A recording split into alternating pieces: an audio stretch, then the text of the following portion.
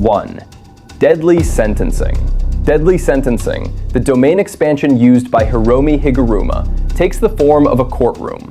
Within this space, a shikigami named Judgeman acts as both prosecutor and judge, putting the target on trial. Unlike most domains, this one does not rely on brute force or environmental damage. Instead, it imposes strict rules. The accused must respond to actual charges whether they've committed the crime or not. After both sides present their case, Judgeman delivers a verdict. If found guilty, the target is punished with a sentence, such as confiscation, which removes their ability to use curse techniques entirely. This domain's strength lies in control, not destruction. It bypasses traditional combat by enforcing structured limitations within a binding vow. Against most sorcerers, it's incredibly effective, neutralizing them before they can react. However, against high-tier threats like Sukuna or Gojo, its limitations become clear. Without raw offensive power or a guaranteed physical hit, it doesn't pose a serious threat to opponents who can overpower or outmaneuver it before the domain takes effect. Deadly Sentencing stands out for its originality and tactical depth, but within a setting dominated by sheer force and speed, it's a niche technique more effective in precise one-on-one encounters than in large-scale battles or against overwhelming enemies. 2. Coffin of the Iron Mountain. Coffin of the Iron Mountain, the domain expansion of Jogo, transforms the battlefield into the heart of an active volcano. Inside, molten rock oozes from fissures in the ground, and the overwhelming heat is enough to incinerate most sorcerers the moment they enter. This is a classic guaranteed hit domain, where the environment itself becomes the weapon. Jogo can direct lava to strike with pinpoint precision. Against average opponents, it's essentially a death sentence. From a conceptual standpoint, it's one of the most destructive elemental domains in the series. The lethality comes not just from the attacks themselves, but from the oppressive conditions within the space. For many, survival is impossible. That said, its limitations were clearly exposed when Jogo attempted to use it against Gojo Satoru. Gojo's unlimited void completely overwhelmed it, nullifying its effects and rendering Jogo powerless in an instant. Coffin of the Iron Mountain represents a high-tier domain in terms of raw power, but it lacks adaptability. It's devastating under the right conditions, but when faced with domain users of higher caliber or more refined techniques, its one-dimensional nature makes it easy to counter or override. 3. Self-embodiment of perfection. Self-embodiment of perfection, the domain expansion of Mahito, is one of the most terrifying abilities in Jujutsu Kaisen. Not for its environmental design, but for what it enables him to do.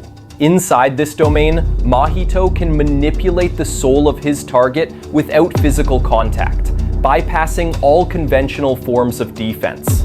This elevates his idle transfiguration technique to its highest potential, turning it into a guaranteed hit soul assault. The true horror of this domain lies in its implications. By reshaping someone's soul directly, Mahito can inflict devastating physical changes or outright eliminate their core abilities.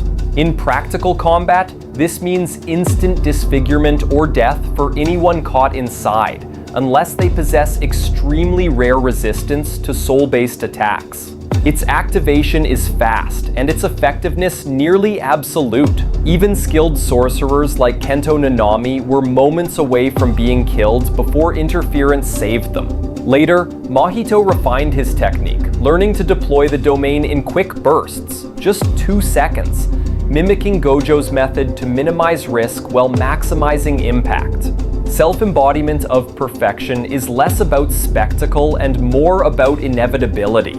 Once activated, there's no room to dodge, counter, or endure, only defeat. It's a domain that redefines what it means to be untouchable, and it's among the deadliest in the series. 4. Authentic Mutual Love.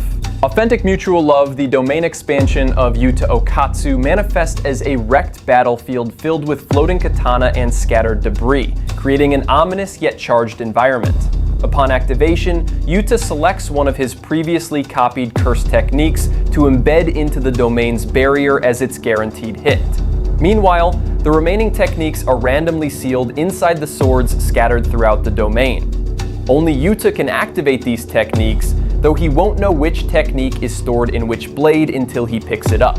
This domain is a fusion of brute force and versatility. Each slash becomes unavoidable, each blade a potential trigger for powerful, unpredictable attacks. The randomness adds pressure, but Yuta's mastery ensures he maximizes every opportunity.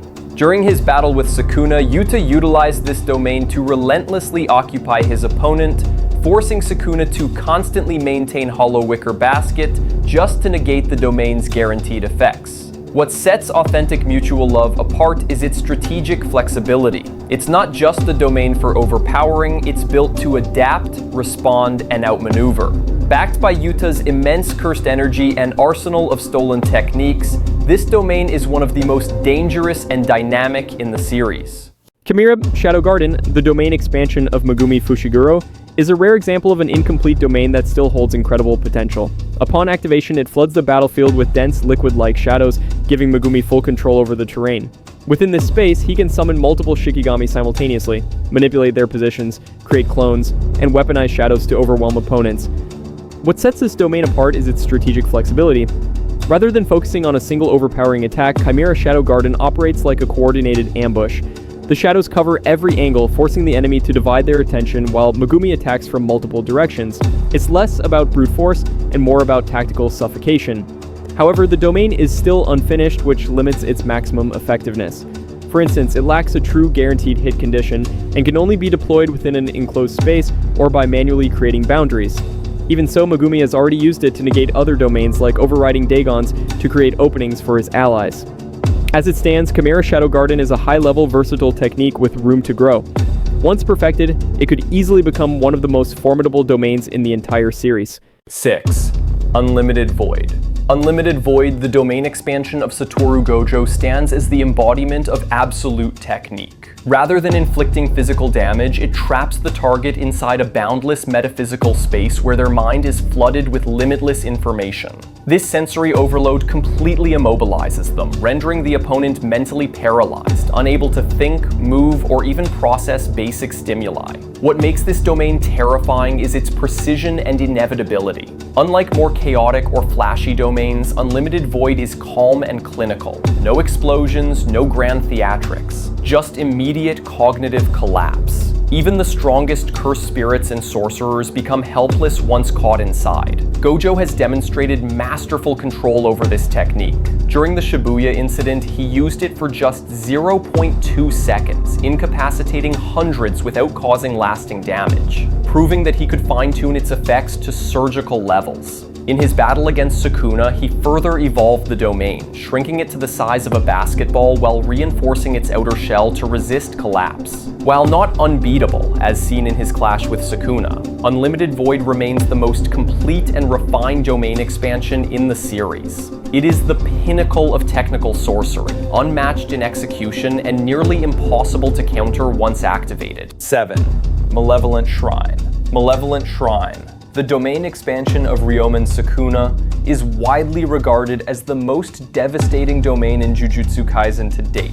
Unlike traditional domains, it functions without a closed barrier, expanding freely into the surrounding space. This creates a binding vow that boosts the domain's guaranteed hit radius, extending up to 200 meters, while maintaining full offensive capabilities. The domain unleashes two distinct slashing techniques: Cleave, which adapts its power based on the target's durability, and Dismantle, a raw, destructive cut. Anything within the range, whether buildings, terrain, or living beings, is relentlessly torn apart. The attack does not stop until Sukuna ends the domain, or is unable to sustain it. What elevates Malevolent Shrine beyond others is its versatility and consistency. Sukuna has shown the ability to modify the domain mid-battle, shortening its effective radius to increase destructive output, and restoring it by landing consecutive black flashes. In his fight against Gojo, Malevolent Shrine not only stood toe-to-toe with Unlimited Void, but actively broke through its outer shell. It is a domain of pure dominance. Massive, adaptive, and brutal. With no need for enclosure and no true escape once inside, Malevolent Shrine represents the peak of domain-level combat in the Jujutsu world.